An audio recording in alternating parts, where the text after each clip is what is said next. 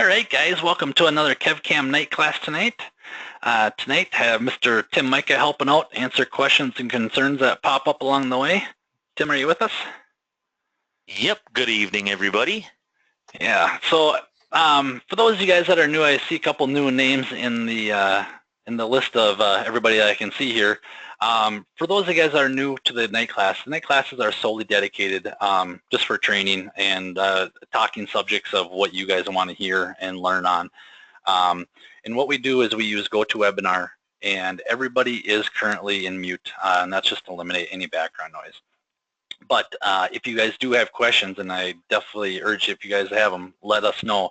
There is a questions panel for the GoToMeeting. So if you hit that questions panel and ask a question there, Tim will read it off to me, and we can get your question and answer it right away.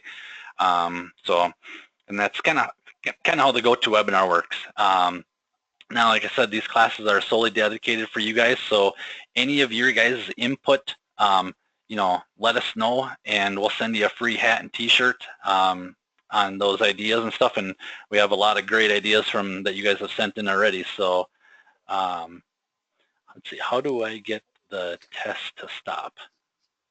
Yeah, Ben, I'm not sure what test he's referring to there. Not sure either. Looks like we just have a little bit of GoToMeeting glitch. Can everybody sound test at the beginning? Sound test. I have no idea, Ben. I bet he was probably got himself in the head or something going on with his audio. Sounds like. Okay. Can everybody else hear me good? And see my screen? I can see, or I can hear you and see your screen, and we'll see if anybody else. Yep, we got Rick responding. Perfect. Thanks, Rick. Okay. And Greg. Okay, so send those ideas over. Got lots of great ideas for you guys, or from you guys, and definitely going to implement those throughout the night classes. And like I said, these things are going to keep going until we run out of ideas, and then we'll have to think of something else. But now, also, every night class is recorded, and I've started a YouTube channel about a year ago now. And so all of our night classes are in here, but we're also constantly adding short little video clips in here. Also, Mark does a lot of our training manager does a lot of our short quick little videos in here, and I'll do a couple of them too. But so if you see any of these short ones and the voice sounds a little bit different, that's Mark Pimentel that's doing that. But you can see our last couple of weeks of 5-axis simultaneous here, doing some live cuts in there. Lots of great information in here, and it's gotten pretty large with the video content that's in here. So the best thing I can say is come into the SolidCAM University channel and hit the search icon right here.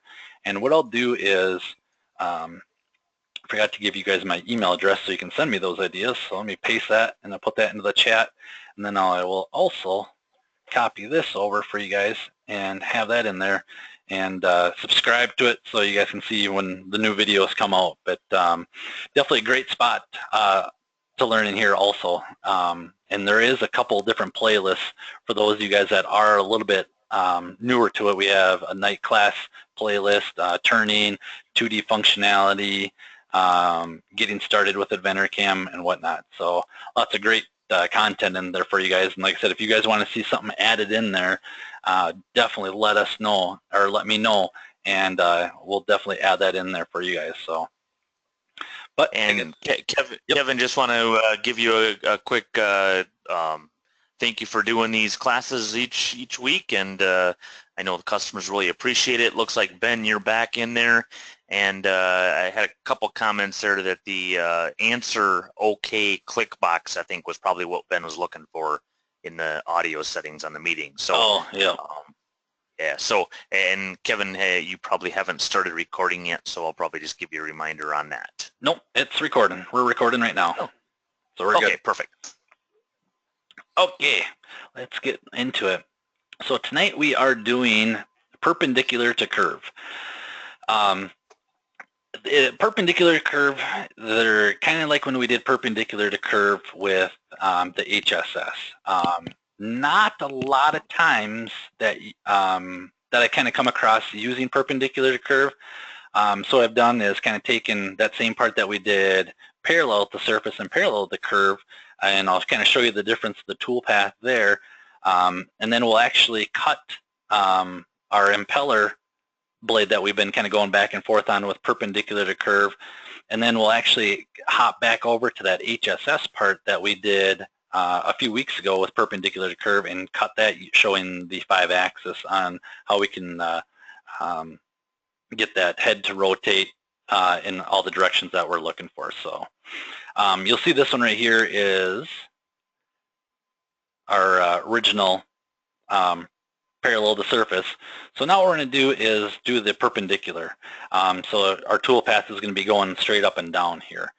So let me get to my multi-axis. We'll do a simultaneous 5-axis here and grab our perpendicular curve.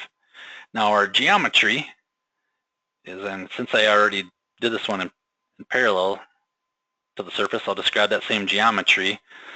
And our lead curve, I'll just grab the bottom here. And basically I want to do perpendicular to this line right here. Now you guys can pick, you know, the bottom line or the top line. Basically it's just a guide for the toolpath geometry to follow. So we're going to be going 90 degrees to that surface. We'll go ahead and grab our, I think, one and only tool that we have in here. Yep, just a 1/2 inch or a 1/4 inch ball end mill. Levels really doesn't matter, you know, since we're working on kind of a flat area right here, and we're not rotating around the axis, I can leave it on plane. Toolpath parameters kind of set up, you know, your maximum step over, and this is kind of a little bit of repeat for the HSS, so I'm not going to spend too much time in here. But like I've kind of said over the past, keep this large at default first and get your toolpath looking the way that you're wanting, and then the very last thing that you do is come in here and tighten this up. That way you guys can see your toolpath, you can see what's going on, you can see if there's any jumping around much easier if it's a less of a step over. And then, like I said, the last thing you do before you you know, end that operation is tighten that step over to get that nice finish that you're looking for. Okay, so with 5-axis, I'm just going to kind of leave it on the default right now. We'll leave it tilted relative cutting condition and do 90 degrees or orthogonal to the cut direction at each position. From right there, let's just do a save and calculate. And basically kind of doing exactly what we just told it to do, running 90 degrees going up and down in there. So if we go ahead and play this through now, for the guys that are a little bit new in here, on the 5-axis side of things, I'll get kind of everything pulled up here. If we do a solid verify of this, it's updating from the previous one, give it a second here. You're not going to see a lot of movement versus the machine simulation. 5-axis, definitely when you guys are running through, unless you're 100% sure, make sure to play it through on your machine sim also, just as a good sanity check to make sure that head is rotating around like we're supposed to. So, well, you can see right there I'm plunging straight in, so I got to change. Let's hop out of here real quick. Since my coordinate system is at the bottom of my rotary of my 5-axis, and my height is probably off. So if I go to levels, my plane height right here, we're only at 2 inches, and my fixture, just that bottom part of the fixture, well, is about 2 inches. So obviously I need to add to that. So if I want, I can click on plane height, click up here, grab that. So right to the tip is going to give me right around 7 inches. So let's just do an inch buffer. So we'll just say 8 inches. Save and calculate. Simulate this.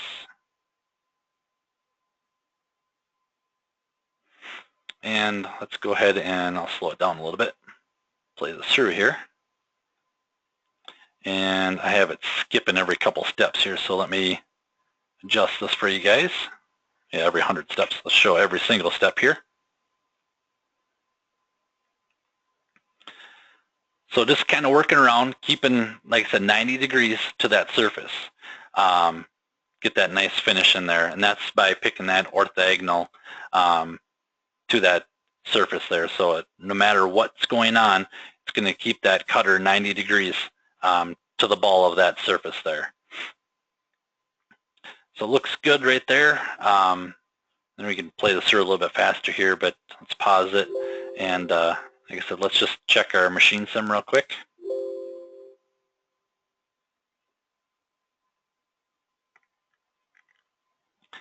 Load up our machine here.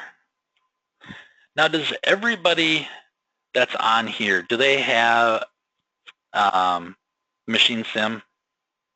And I guess more or less, if not, definitely, if you don't have it, let us know, because it's a real, Tim, ballpark number on the cost of, well, maybe we shouldn't say because of the YouTube, because the whole world will be hearing it, but it's very, at least for myself, I think it's very cheap compared to, you know, wiping out a tool holder. It pretty much pays for it right then and there. So yeah. And I don't think it'd be too much of a concern. I guess there's a module that you have to add to your license for Machine Sim, and in North America, it's a $1,500 module, and then there's an additional post-processor charge that we have to add to it for putting together the kinematics of the machine simulation, that like what Kevin is showing here. So that's a North American thing. So talk to your local resellers if you do have some, specific questions about exactly what machine you're looking to add. Yeah. And it all depends on the parts your guys are cutting too, but when you start getting into the 5-axis side of things, a lot of stuff moving around, and I've caught myself, even doing some of the 5-axis parts, and yep, everything looks good, toolpath looks good, everything's good, and then all of a sudden you go to run it through Machine Sim, and smacking the table on top of the head here. So, and I'm going to get into that a little later on. And it came up, I think 2 weeks ago, on limiting our angles of axes.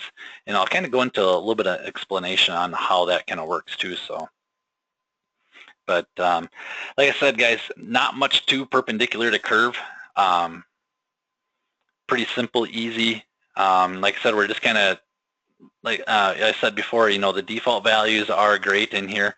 Now, if you want to go and change them around, definitely tweak and play around here. But just kind of I guess what I'm getting at is a lot of the default stuff in here is pretty good. But there is some stuff that you guys can change around, and we'll actually get into that with the angle range limits on our next part here. So, any questions on this part in particular right now? Okay, I don't see anything, so hop on to our next one here. And what am I looking for here?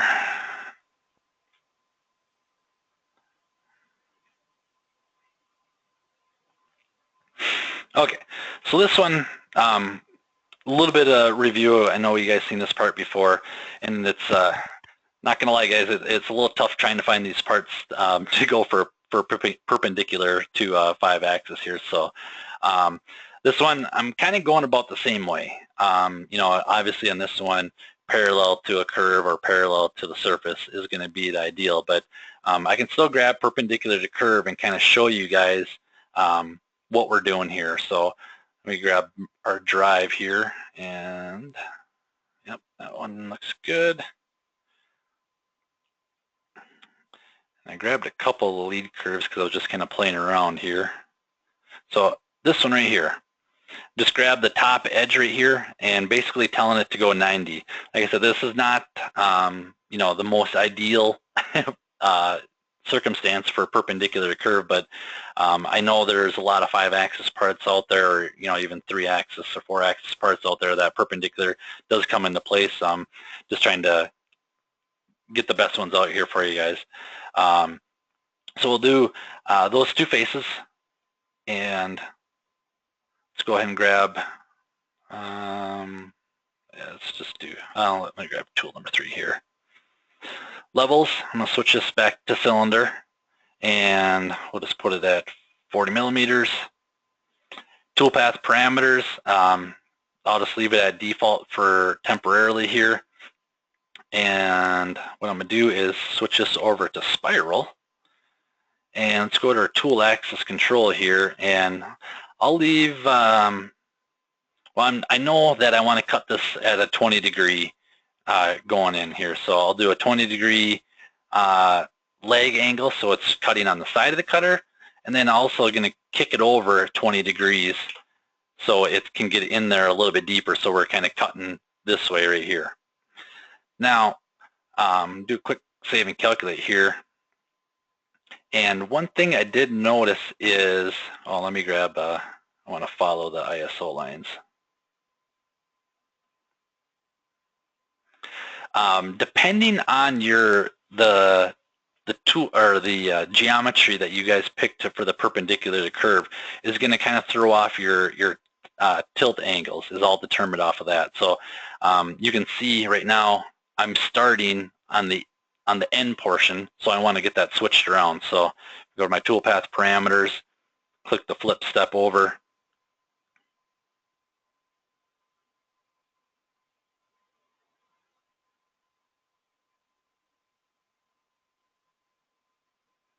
and now we're starting on where I want to start here. But now you can kind of see right here, this one kind of threw me for a little bit of a loop, and I'm not sure how it calculates it, but since I picked this curve right here, it's doing a 20 degrees counterclockwise, I guess if you would, of a leg angle. Here, I'll simulate it through, and I'll kind of show you guys what I'm talking about here. Let's pull up Machine Sim.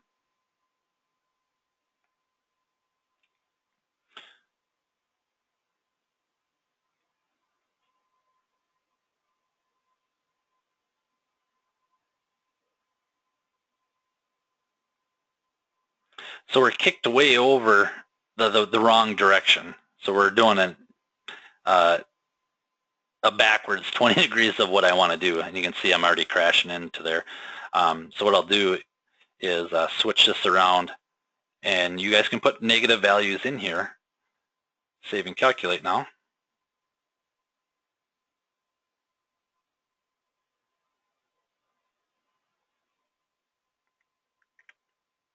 And now you can see with our tool path that our lines are coming off at an angle the proper way. So now if we go to do our machine sim here,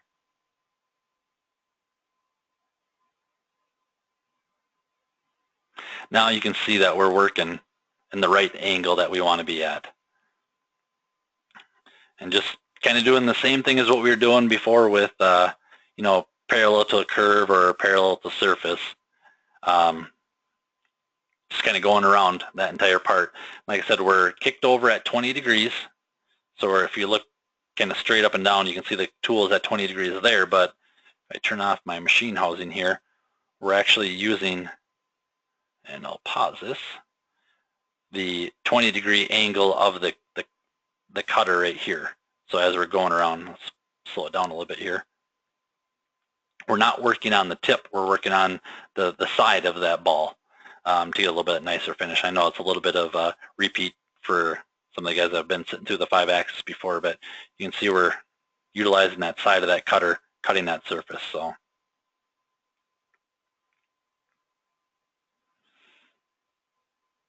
right, I can speed this up a little bit. And then if we want, I can exit out of here and do a simulate, oops, and go do a solid verify now.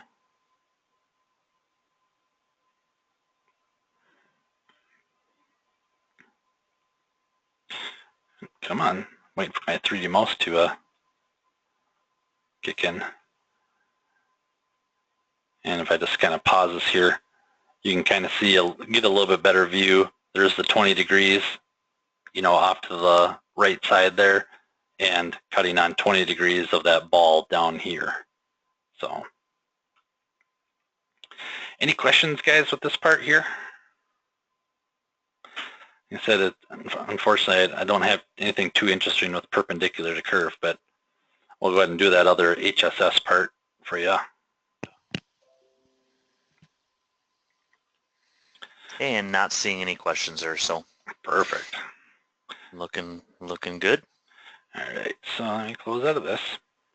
So let me ask you guys this, as I'm pulling this up here, and I can't multitask, so let's pull it up, or part it up first.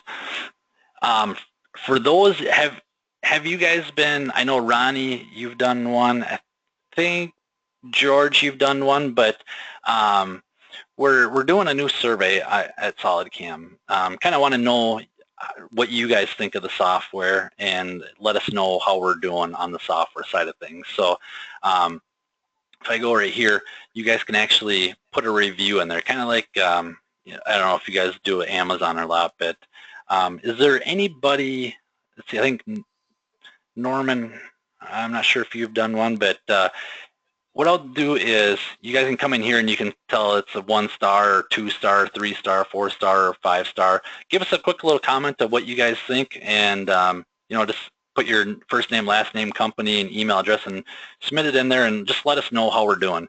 What I'm going to do is I'm going to put this link in there for everybody, and if anybody that hasn't filled this out yet, please fill it out and let us know how we're doing, or if there is something that's that you're not liking, let us know right there, and let us know about your experience. But it'd be greatly appreciated. But okay, so now our perpendicular to curve. Now this is a great part, and I think Ronnie, you showed me one of your parts that you had a great example of perpendicular to curve too. But in this particular example, since we're kind of coming up over a sharp edge, kind of going over, if we did like a morph between boundary curves, our spacing right towards the ridge of this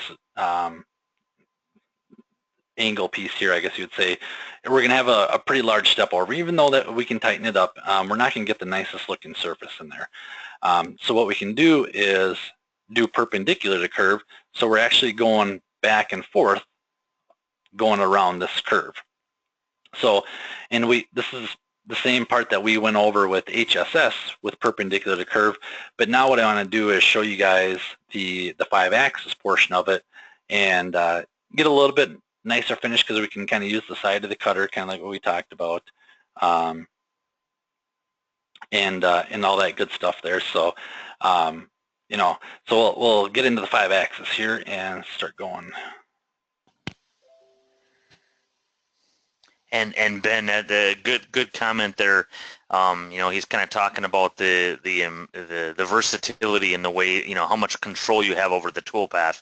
This is kind of like what we were talking about this morning, in that you've got all these options and you can control how that tool is working on those surfaces. In what Kevin's doing here, we're doing full simultaneous 5-axis, so he's controlling all of that in the options. Yeah, absolutely, and we have tons of options in here for you guys, and we're not the fan of the auto magic. We do have a lot of the auto magic, but like I said, all the default stuff that kind of you pull up in here, works really good.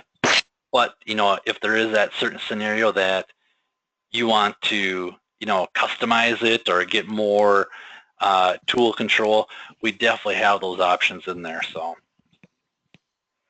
all right, so I'm going to grab my lead curve here. Is this one. So I'm going to tell it to go perpendicular to this line going just on the bottom here. And let's go ahead and grab a cutter. And we'll use our 1/8 inch ball end mill. Levels, we can just leave that plain here, since my coordinate system is above, so we're good 1 inch above there, so we should be good there.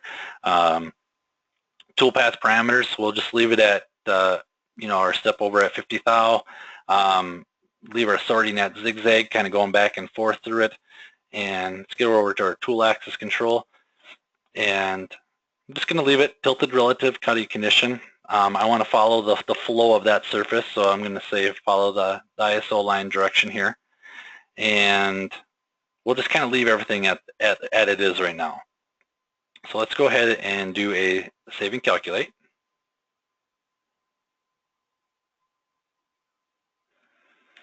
Now, with this, guys, you know, I'm basically showing 5 axis here, but I just kind of seen Ben pop in there for about 4 axis. If you guys just have a 4 axis, it's the exact same thing as what's going on here. You can limit your output to 4 axis, but it's going to be all the same for you guys. So, all right, so I do have a little bit of jumping around going on right here. You can see this on my backside. So what I'm going to do is I'm going to lock that down, and that's going to be my under my link section, under links and links between slices. I'm going to just put this as direct, do a save and calculate to kind of clean up that. Don't need any bouncing around. So there you go. Got a nice clean toolpath start to finish here. Let's just take a peek and see what's going on. All right, so we're really kicking it over here and kind of going back and forth, just kind of working its way around, keeping, you know, going along, following that ISO lines there. Now I am working on the tip of the cutter here, just kind of as an example. But like I was saying before, Solid Verify right here looks great. But now let's get into the machine sim.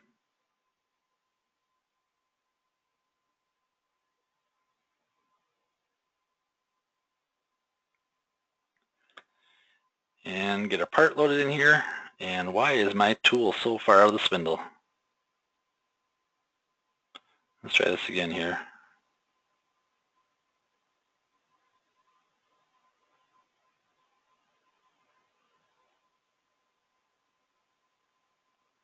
I don't know what I have going on here with my my spindle being way up in the air here. Let me take a peek at something real quick.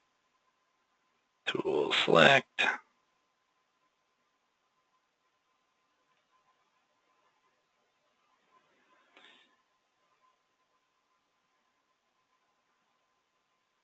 I shouldn't have anything populating, sticking out of the spindle that far.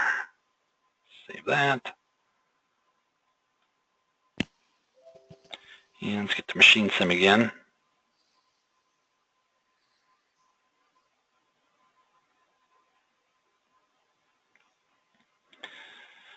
What's going on here? Yeah, it's not showing what I want it to show here. I want to show a crash for you guys. All right, give me 1 second here. Just shut out of this part real quick. Is that a machine or a machine settings distance that was added in there maybe? Well, usually if you put a H length in there, that's kind of for your machine sim, unless I'm just kind of overlooking something here. Data, that looks good. Height.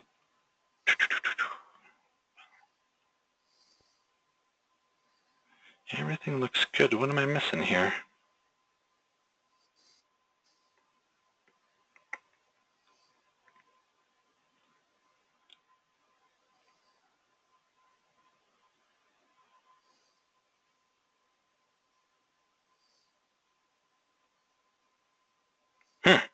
I have no idea, guys, why my tool is sticking so far out of the spindle here. Trying to think what else I'm missing here. Everything looks good there. That's what I was thinking, was where you just were. Yeah, the machine setup, that's good. Tell you what, let's just do a add ball 125. Throw a holder on there.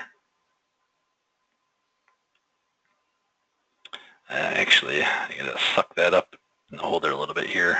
What I have on this one, outside holder 2.5. Oh, no, I guess we're good.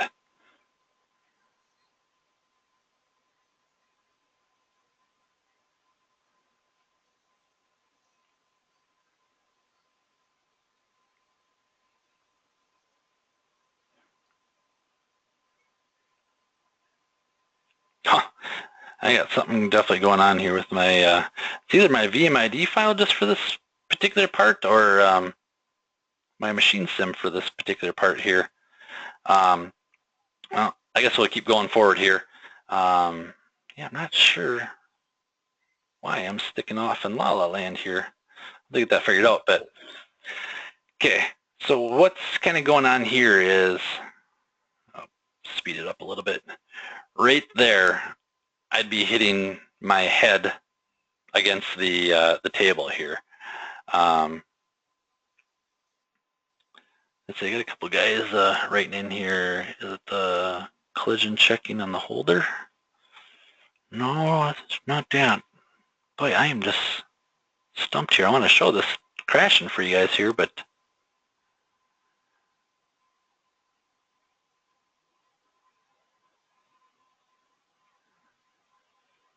What was the message saying when it was popping up there? Because it wasn't offset like that until it. Yeah, it's telling me that there's going to be a crash. Let's see. I don't even have any. What am I missing here? Okay, well, I'm not sure what I have set up wrong here. I'll have to dig into this a little bit more. But so basically what I want to do is kind of limit, so my tool holder is not coming completely 90 degrees with the surface. So what I can do is come to my tool axis control here and do our angle range. Now this one is going to be my A-axis kind of rotary right here. So if I turn this on, you'll see, so my flat right here. So what I want to do is I want to limit it to a certain range. So this yellow range right here. So the A1 is what angle off of 90 do you want to limit it to on this side, and then over on this side, what angle do you want it to limit to right there. So what I'll do is just do 30 and 150 here. Hit OK, and save and calculate here.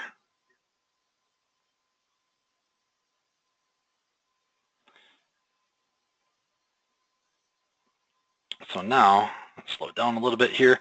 You'll see that my cutter is not going all the way over. I told it to stay within an angle range of what's going on there.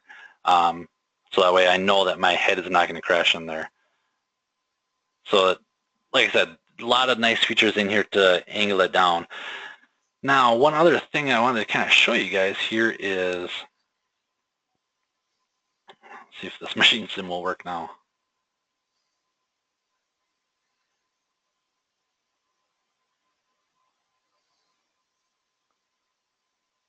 It's still off in La La Land.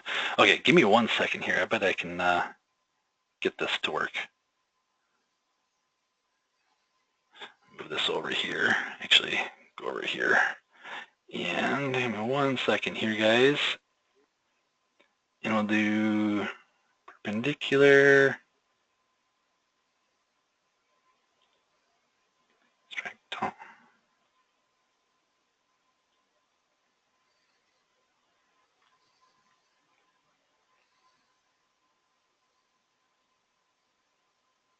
Let me close out of this for a second. Some minor technical difficulties. That's where we need this little splash screen to pop up and say when you're watching the news. All right, so now we go to here.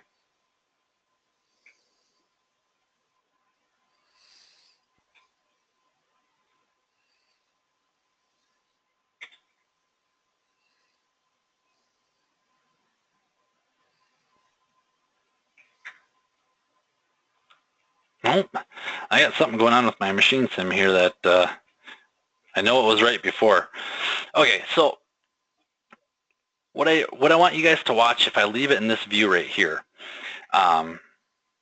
you'll see it. Watch the HSS where it says perpendicular to curve. I'm going to play this through, and you'll actually see it spin.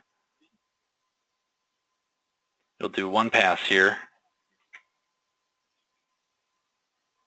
Oh, actually, no, it's not gonna, because I fixed it on this one. Let me get back to where the default would be. So I'm kind of jumping ahead of myself here. We'll just leave that, and all limits. Save and calculate.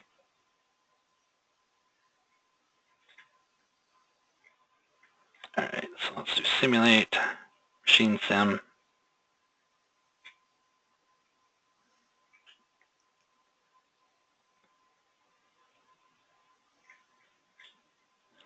Okay, now let's try this again here. You'll see how it's rotating as soon as it gets up to that peak and then flipping her over. It's not showing every step here, but you can kind of see how I'm not changing the view or anything, but it's actually rotating around once it hits that top edge point right there. So to stop doing that, what we can do is come in and get rid of all this and check box the minimum angle change, and then we can just leave it at provide first angle rotation, and we can just say machine limits as no limits. And now what that will do is it will lock it down so it's not getting up, because we told it to follow the ISO lines, and as that the peak of that comes around, the ISO lines kind of change side, and the head wants to rotate around to accommodate that. So what we did by checking that is telling it to lock it so it's not flipping around on us. So if we kind of zoom out just a little bit here, play this through here, and you'll see it's not spinning when it reaches at the peak of that cut right there.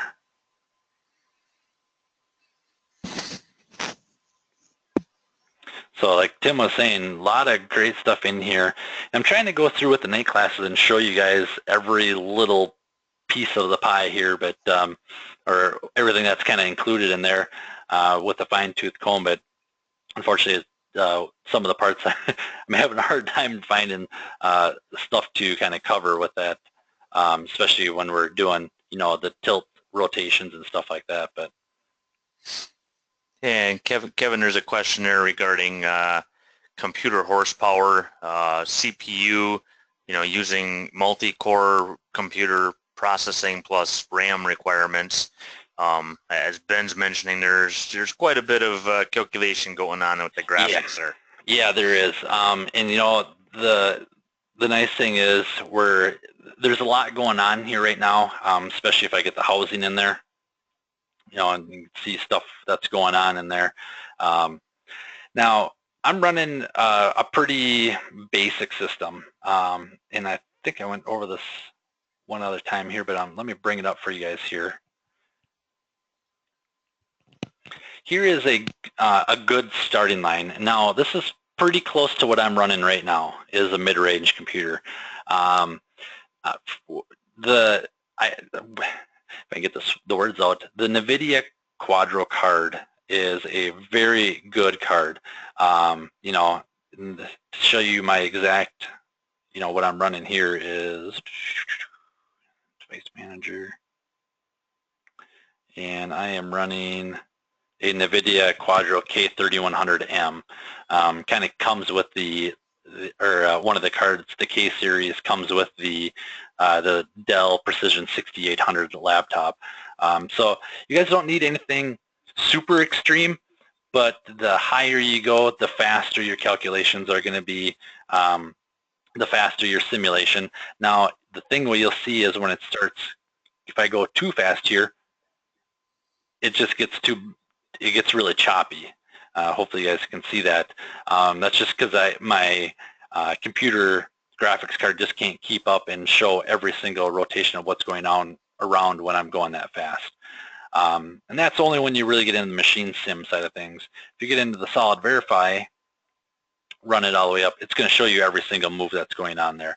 But it's going to be a little bit slower. So if you guys have a faster card or a better card, I guess you would say, this would play through even faster for you guys. Now, if you guys are looking at really don't care about showing every single step, you guys can come in here and do your general, and instead of showing every single step right now of line of G code, I can show every 100 lines. Hit OK, and that will kind of speed up the process, but you're not seeing every line movement that's going on. You're seeing every 100 lines of G code is what's going on there. And before I forget, for those of you guys that are looking for this link, let me put that into the GoToMeeting chat for you guys. So it's there for you guys, and I can email this to you if you guys want to. Ben, if you want, shoot me an email, and I can email you this link too. But this is kind of something that we put together just because with the IT guys out there, and saying no, you don't need that computer. Here it's in writing that here's computer, a good baseline to start off with. So. And with those NVIDIA cards too, I was talking to a guy the other day, and he was kind of explaining that some of those cards can get upwards of over a couple grand, and yeah, you can spend a lot of money on computer components, but there are also ones that are recommended or fully supported with the and not having to spend that kind of money just for a graphics card. So yeah, and the thing that we find out on the support side of things is with graphics cards is gaming cards are not the same as CAD and CAM cards. Completely separate. So it might be a really good gaming card, but with SolidWorks and any CAD CAM software out there, it's going to struggle just a little bit on. You won't get quite as good as performances using a gaming card versus a card specifically made for SolidWorks and SolidCAM or whatever, Inventor Cam or Siemens NX or whatever you're running. So, and Ben, what kind of computer are you running right now?